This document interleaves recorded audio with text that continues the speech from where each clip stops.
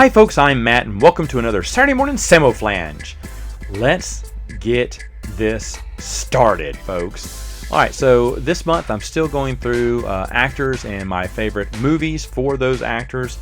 I've come up with, yes, another actor, another top 5, Sylvester Stallone, right? I did the Governor, Arnold Schwarzenegger, last month, and I was like, you know what? You gotta do Sly, right? He's gotta be the next one, the big old 80s action star. But when I was looking over a lot of his movies, man, a lot of them are forgettable. A lot of them are forgettable. This was a very easy list. In fact, like I said, whenever I make a top 5, I just think off the top of my head, what movies do I like them in? And I start writing them down. Usually, those are the ones that are my top 5. Very rarely do I look back up and say, okay, what else came out by him? And then I'll add that in. It happened last week with Keanu Reeves. It happened this week with Sylvester Stallone. There's another movie I have not seen in years. I need to rewatch it. But when I saw it, I was like, oh my gosh, that's a great movie. I forgot about that movie and added it. Now, let me talk about 3. I only have 3 worthy of honorable mentions. One would never make my top 5, but it's still an honorable mention just because it's so ridiculous. And then I'm going to mention one that is not on. I'm just going to go ahead and say one that's not on the list that's going to really shock people. But first off, I want to talk about the 3 honorable mentions. One is just a joke. It's a joke movie, but over the top. The truck driver who's in an arm wrestling match is made by Canon Films. It's probably one of their most infamous ones. I don't own it. I probably should because it's just so ridiculously stupid. But it's stupid fun. I own 2 Canon Films. They are...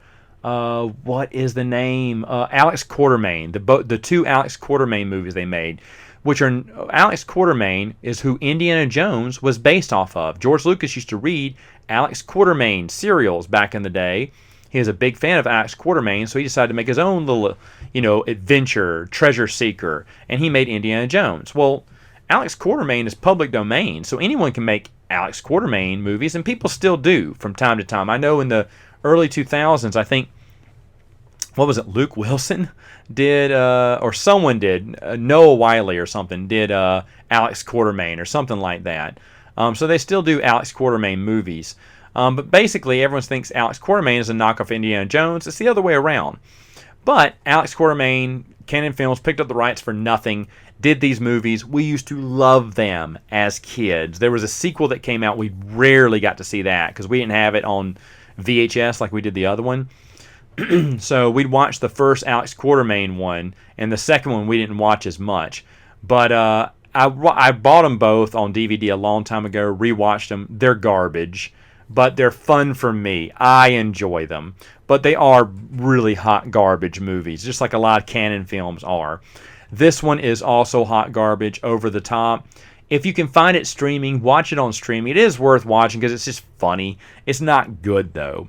But I just wanted to mention that one. Now, these are 2 that fell off the list, didn't make the list, but I thought were pretty good movies.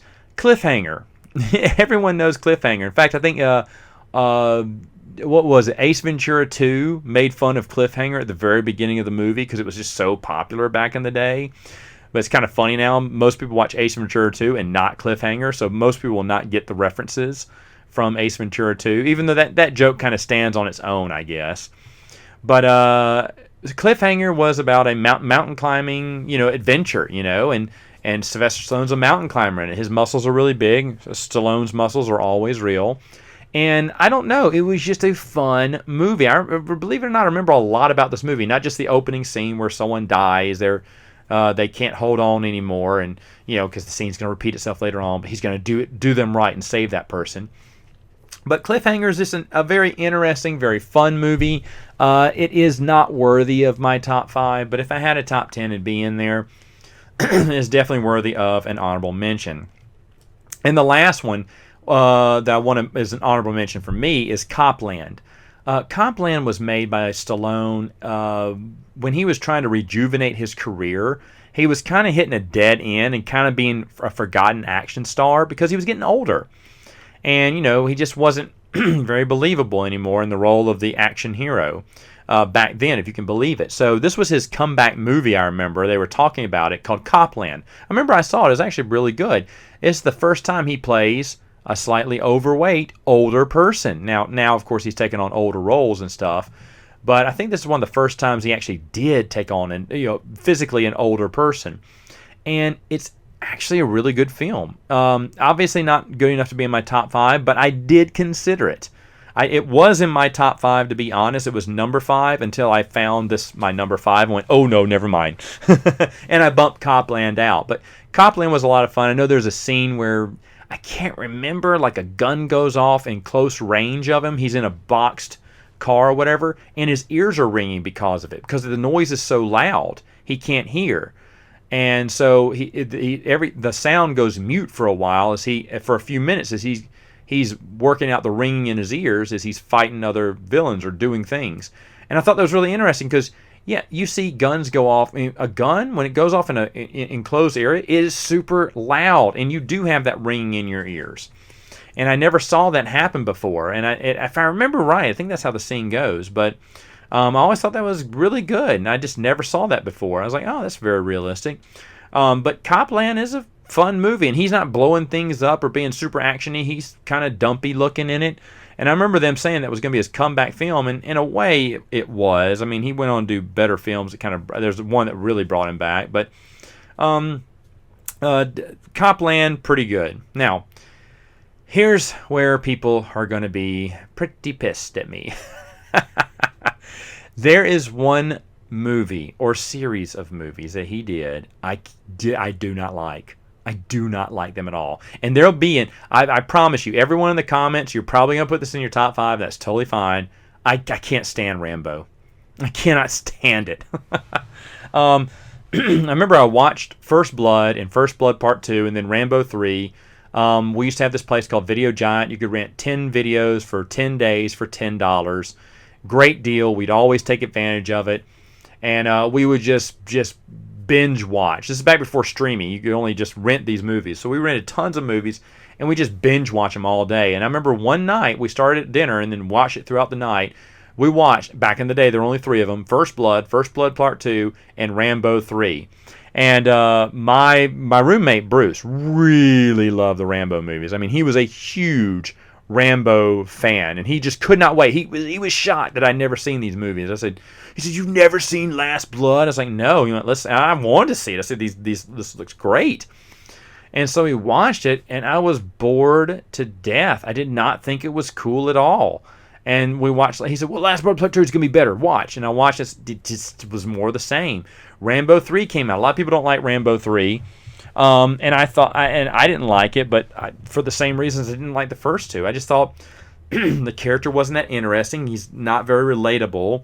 I just didn't see it. Now, to be honest, I watched these a good many years after they'd come out. Do they age well today? I don't know, because I've never watched them again, because I was just never impressed. My dad, honestly, is a big Rambo fan. He loved the 4th movie. He kept going on and on about the 4th movie, how great it was. I don't know if he saw Last Blood. I like the name of that, Last Blood. I know I didn't. I'm sure my dad did, because he's a big Rambo fan. Guns, shoot 'em up, shoot the bad guys. That's my dad loves those movies. So Rambo, the 4th movie, was right up his alley. He thinks that's one of the best Rambo movies ever. I did hear good things about it, but I just didn't want to see it because I do not like Rambo. And Lost Blood, I heard as well, was a pretty good flick, but again, not gonna watch it because that movie the first 3 just didn't interest me. Should I watch the extra ones again? I don't know, maybe so, but I just don't want to. I don't want to watch these films again. I'm just done with them. So Rambo may be in yours. It may be in your top 5, and that's totally fine. I can imagine a lot of people putting Rambo, maybe even number 1 for some people too. I don't know. I think Bruce may have it number 2, or maybe even number 3. I don't know, but I think it'd be in someone's top 5. I can see it being in someone's top 5. So for me, it's not in the top 5, so you can hate me all you want, but there you have it. Let's get to my top 5 now. All right, so number 5 for me. Number 5 was the movie that I forgot even existed. I hadn't seen this in years, and I absolutely love this movie, and I definitely want to watch it again. In fact, possibly, if I have the time, before this airs, I'll probably rewatch it, and I may even move it up further up. But I remember I called my brother and I talked to him about it. He's like, "Oh, that was a great movie." He said, "I haven't seen the movie in years." Yes, yes, yes. And he started reminding me of all these great scenes in it. It's a funny movie. Yes, it's a comedy. And it's Don't Shoot My Mom. I'm kidding. It is not Don't Shoot My Mom. It is Oscar. Oscar. In Oscar, Sylvester Stallone is playing a gangster who's going to go legit. He's going to get out of the gangster business and start being a respectable business person. He has a family. He has a daughter and everything. The daughter's played by Marissa Tomei, a young, hot Marissa Tomei. It's just hilarious. Everything just starts going wrong on the day he decides not to become a gangster anymore. And I think, if I remember right, I should ask my brother, I think this takes place in the 30s or something, back when gangs were big in Chicago or whatever. And it's just funny. And there's one thing after the other that happens. If you haven't seen Oscar, you really do. Now, I'll be honest, I don't enjoy a lot of his comedies. I don't enjoy a lot of Sylvester Stallone's comedies. I don't think comedy is his stick. He does action well, and he still does action well, thank goodness. And he can do some drama well too, but this is the only comedy that I really enjoy Sylvester Stallone in, and it is really a good comedy. It's really well written and fun the entire way through. So that's why it's number 5 there. Now, I'll be honest, my next 4 are all action. Because let's be honest, that's what Sylvester Stallone is, right? He's an action star. So number 4 is going to surprise a few people, I think. I think number 5 obviously surprised people, but number 4, I think, I don't know, maybe you would have Judge Dredd on your list. I remember when this came out, and I thought it looked awesome. I knew it was based off a comic book. I never read the comic book. I didn't care about the comic book, but I did care about Sylvester Stallone playing the character. I thought that was really cool. And I really enjoyed it. I don't think fans enjoyed it as much, diehard Judge Dredd fans. I know the remake, not the remake, but the reboot Dredd that came out, starring, I don't know what his name is. He was Bones in the new Star Trek movies. I did finally see that. I didn't want to see it because I just love Sylvester Stallone's Judge Dredd so much. I am the law. And you had Rob Schneider in it. I remember going, "Hey, you're the guy who busted me. You're Judge Dredd." Judge Dredd gets arrested and goes to prison wherever he has to fight his way out. It's a really great story. Later on, you find out that Dredd was framed by someone. But the original story is so much fun. It's so colorful.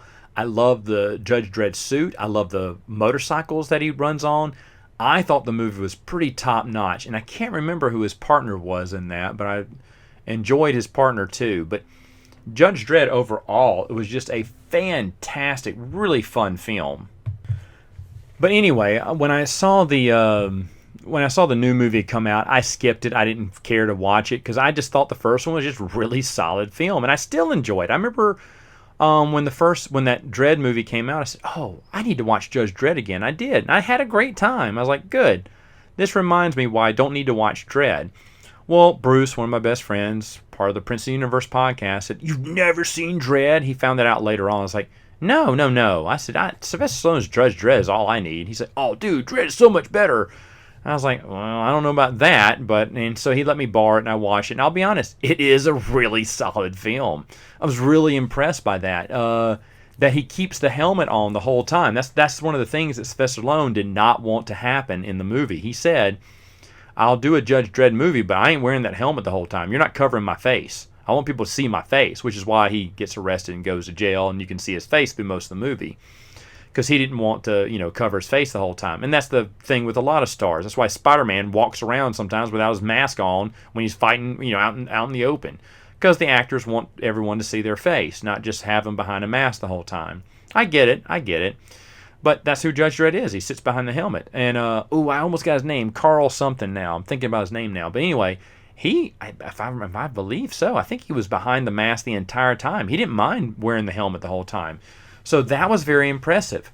I think they also had a drug that kind of slowed down time for you or whatever, made everything go really slow or whatever. That was really cool. That you're fighting up a building, inside of a building, which is kind of a city inside the building. That was really cool premise. The new movie was actually super good. And I do admit, it is better than the original Judge Dredd, though I still love the original Judge Dredd. I do. I don't know if many people will put this on their top 5. I just don't know. because I don't know what the feeling is for that old Judge Dredd movie. Did it age well for you? For me, it did. Now, I haven't seen it since, oh gosh, the last Dredd movie came out. And before the last Dredd movie came out is when I watched it. And I haven't seen it, that was a couple years ago. But I did watch Dredd, the new movie, really enjoyed it. I do admit it is better than the original Judge Dredd, but I still enjoy the original Judge Dredd. I just think that it just looked really nice. Now, the new movie looked nice too. It's a little bit more grittier, of course, it has to be in these days, but I do like the kind of flair of the costume and everything, at least at the beginning. I mean, it kind of went grungy when he got arrested after that, in the Sylvester Stallone version. But for me, it's a pretty solid film. Now, there's another film that's kind of moved up and down my list. It's number 3 right now, but I think I started at number 4, then it moved up to number 3. I don't know, but it was slowly moving up the more I thought about it. I thought, no, this is a really awesome film, and I've already mentioned it I believe I mentioned this in a previous top 5, but Demolition Man. Yeah, I think I did, because Sandra Bullock was in it, and I went and watched it because of Sandra Bullock, because really thought Sandra Bullock was really hot in that, and I think she did this after Speed. Speed was the first one I saw her in, and I was like, oh my gosh, who is this? And I movie stalked her after that, and she was fine in Demolition Man too. But Demolition Man, Sylvester Stallone plays a action war hero who gets, I think, frozen or something, and then he comes out of cryogenic freeze. Because one of the villains that was also cryogenically frozen, which is Wesley Snipes, gets thawed out by accident and escapes. And this is back when Wesley Snipes was in his prime too, a big, huge action star. And Wesley Snipes is really good in this too. I also love Wesley Snipes too, even though I don't think I could do a top 5. I mean, this and Blade would probably be it for me, but I do enjoy him in films. But Wesley Snipes is really at his best in Demolition Man, and Sylvester Stallone is hilarious because he's a man of the old times. All the new stuff. If you get in trouble for saying swear words, they give you a ticket. And one of my favorite, he cusses and he gets fined by the wall cop. The little machine on the wall that issues a ticket to him. And he said, "What's this? This is for you can't swear. Swearing gets you a fine. Like everything's a penalty. Crime, cops don't really solve crime anymore. Crime is people are automatically arrested, or things are automatically, crime is automatically spotted. But Wesley Snipes kind of breaks the mold of that. He's not obeying the rules, and so they just don't know what to do because they never had to handle a criminal before. So they thaw this uncouth person from the 20th century to kind of take out Wesley Snipes. It's really awesome. It takes place in the near future, I think, because it was 1999, which was the near future back then. And everything's a little too advanced, of course, and kind of silly. But their version of what they thought the near future would be like. And then he zips to the future, where he has to fight Wesley Snipes. And, of course, Wesley Snipes is a madman who just wants chaos. And he thaws out, I think, a few other villains from back in the day. So, of course, Sylvester Stallone's character has to take them all down. He has to do it his way, baby. He can't do it their way. He's got to do it his way. But my best one is he comes out of the bathroom and he goes, "Hey, they don't want to say anything, but you added toilet paper in the bathroom. They added toilet paper." Oh, and they're like, "Yes, back in the day they used to use toilet paper." And then the cops start laughing. It's like, "You don't know how to use the 3 seashells?" And they start laughing. There's 3 seashells. I don't know what they do. I guess one squirts soap, the other one squirts water, and what's the other one squirt? A spray, a misting spray to make you a powder, maybe to make your buns feel better. I don't know. I wish they would have showed the 3 seashells. That would have been fun. But they say, "Oh, he doesn't know how to use the 3 seashells," and they start laughing. He goes, because everyone's making fun of him. So then he walks up to the wall cop thing that issues tickets, and he starts whispering to it, and it starts issuing one ticket after the next. He's silently cussing out the machine, is what they're doing. And so he just issues all these tickets out. So he grabs all the tickets, and then he shows them to all the cops. He goes, "Now I don't need to use the 3 seashells." And he walks back into the bathroom because he's going to wipe his butt on those tickets. It is hilarious. It's a great scene. I absolutely love that scene. And you don't hear what he's because you don't hear what he's saying, but it's just spitting out one ticket after the next. You're like, what is he getting out his frustration, about the cops? But then he says that line, you start laughing. It's still a great line. It's great.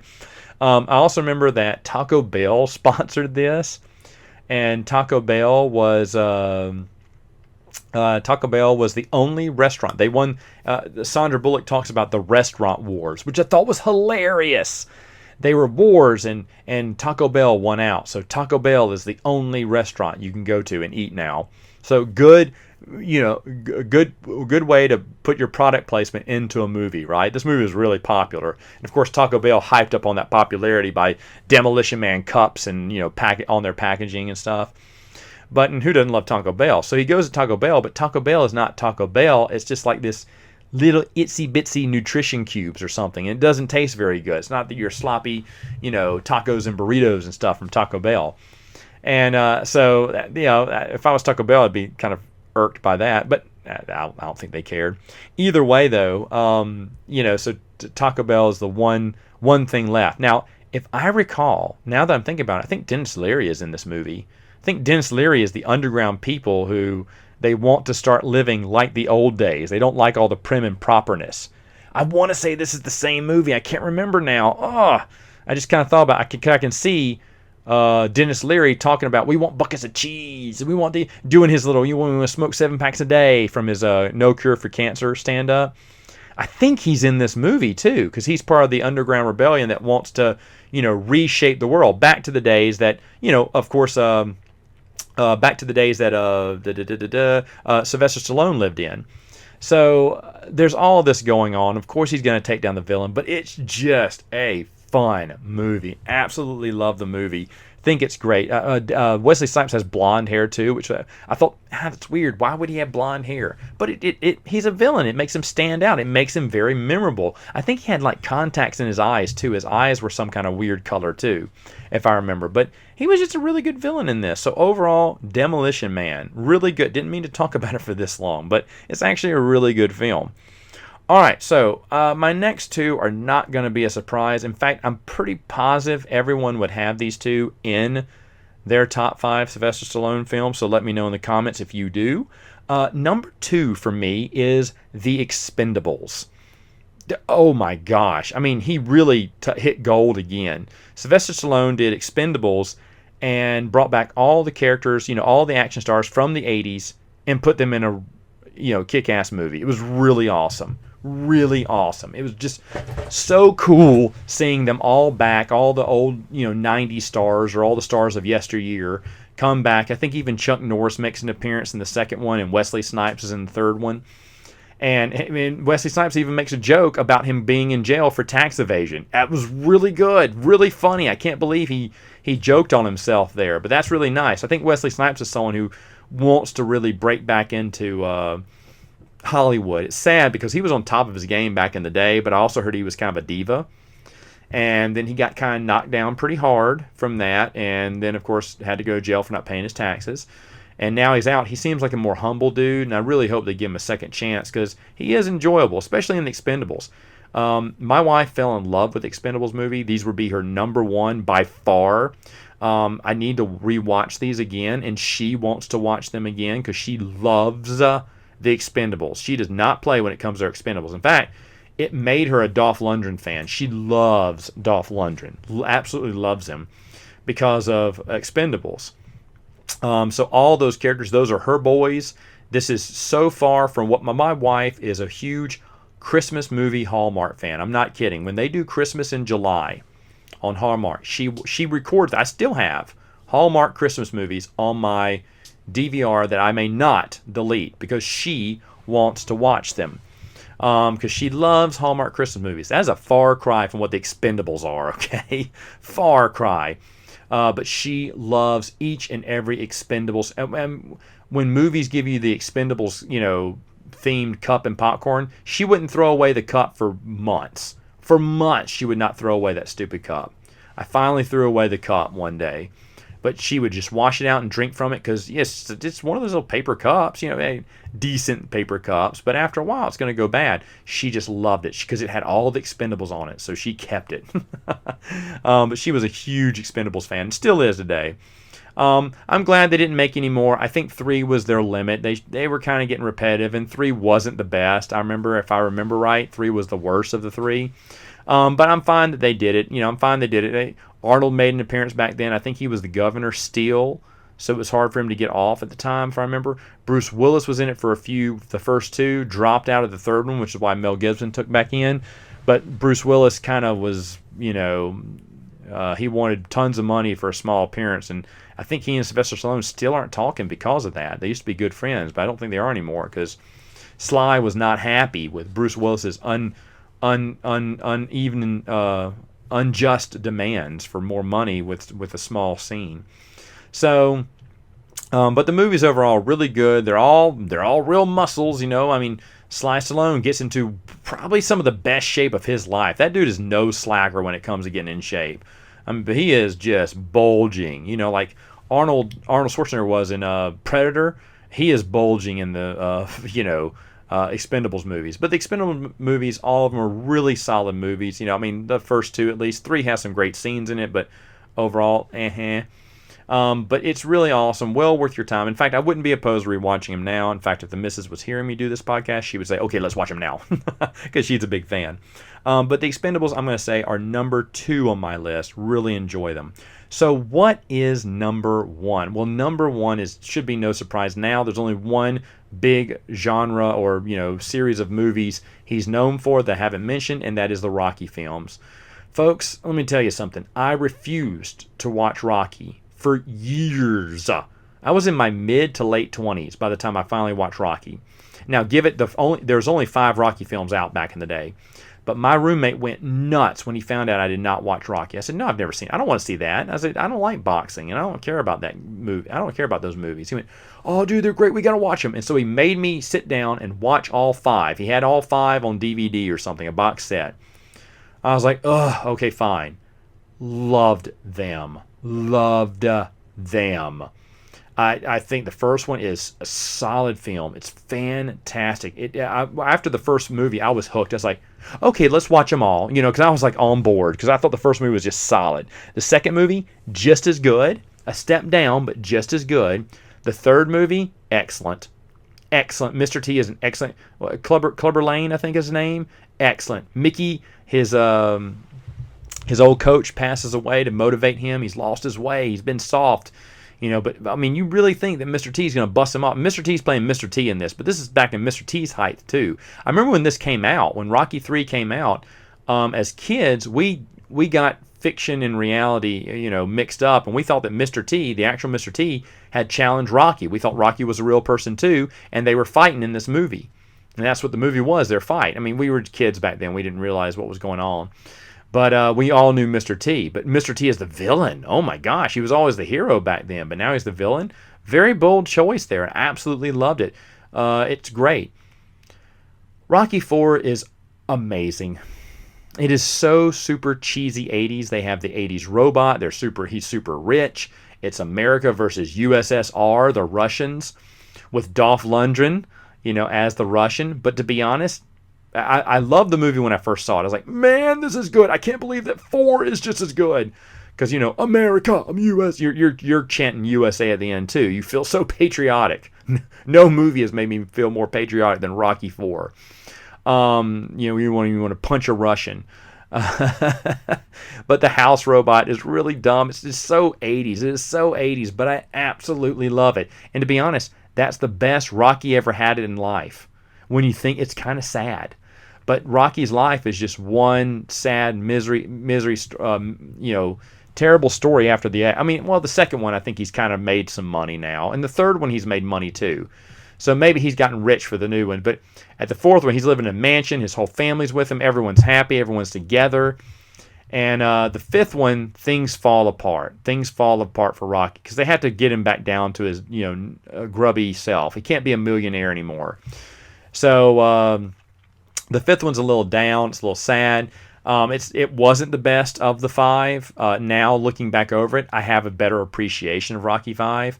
But let me talk about the other movies. Balboa, the best movie of the Rocky series. I absolutely think that. But I think Balboa is the best I absolutely love it. I'd put it above Rocky. It's Balboa, then Rocky 2, 3, 4, 5 in that order, because I thought they were all good. And then the Creed movies. I'm going to include the Creed movies here. I think Stallone is the best thing about the Creed movies. He plays Rocky perfectly. And I thought Creed 2 was not very good unless it had Rocky in it. And Creed 1 had some of Rocky's best moments in it. He's so sad because everyone's died and passed away now. And it's just, and his speech about, hey kid, you're the future. I'm in the past. All my friends are dead. That was such a great speech. Such a great speech. I like him too, though, that they did reunite him with his son from Balboa, which was nice because they kind of ignored that in Creed 1. You're like, wait, what happened to his son? What? I thought he had friends. I thought he and his son connected again.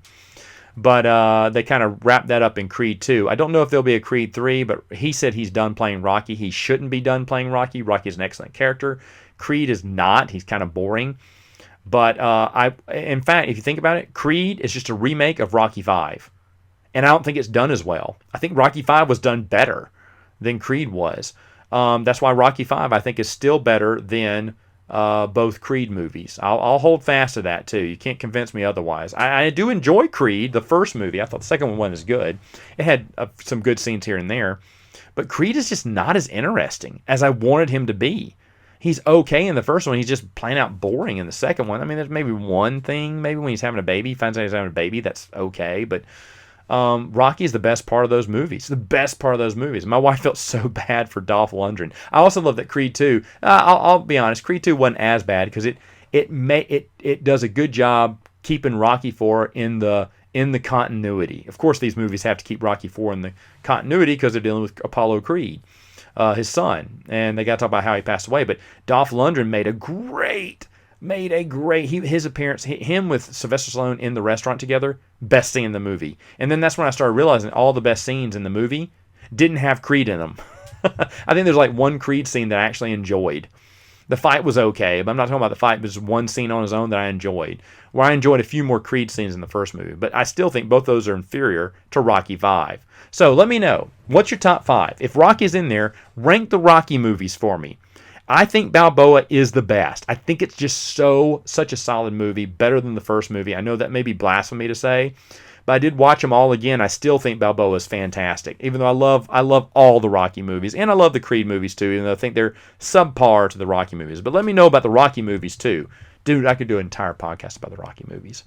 I need someone to do that with. But anyway, all right, folks, I'll talk to you later. We'll see you next time on more Saturday Morning. Yo, Adrienne! Samoflange.